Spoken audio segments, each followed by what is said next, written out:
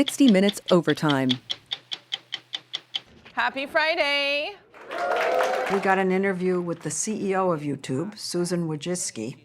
The truth is it was hard to put the story together because there were so many avenues and tentacles. Susan Wojcicki made it very clear that they're not media. They don't check the facts. They say, no, we're just a platform. We host users who send us videos. They are now developing policies to curb particularly the spouting of hate. They try to deal with the conspiracy theories. There's a lot of medical quackery. They're beginning to try and tame it. But for the most part, they say, we're not a news organization. We don't do checking the way we do. We are in the distribution of news companies.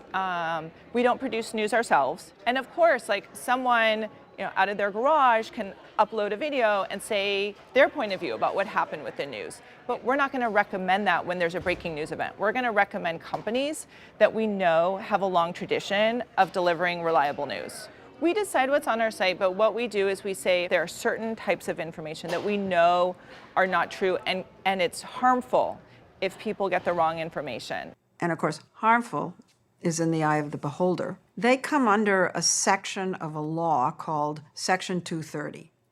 That means they can't be sued for the material that their users put up. So if you put up a video, they are not liable. And that has it's basically enabled the internet as we know it. It's enabled us to have people upload content, not have every single comment be reviewed, not every single video be reviewed. And so it has enabled new types of communication, new types of community, new types of content that we just wouldn't have had beforehand. But it also gives us protection to remove content. That is a really important part of 230. So there's a Good Samaritan clause that actually enables us to remove content that is legal under US law, like mature content, adult content, hate content. So it actually gives us protections for that. Her argument is constantly, we're a site where we give everybody a voice.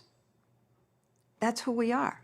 That is our DNA. That is how we started and how we want to continue. Now, there's been a lot of objectionable things that have been posted, and I think that's why she agreed to give us this interview, Susan Wojcicki, because she wants the public to know they're trying to curb harmful speech on their site, hateful speech. 230 says you can't be sued for things that appear on your platform.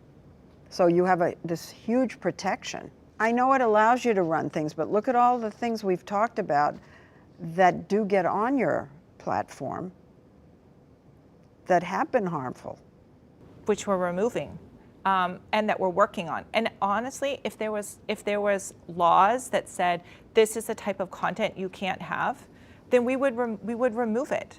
Just to be clear, because you've asked me so many questions about hate, that's not necessarily something that we're getting any kind of legislation about. That's allowed. That's allowed here in the US.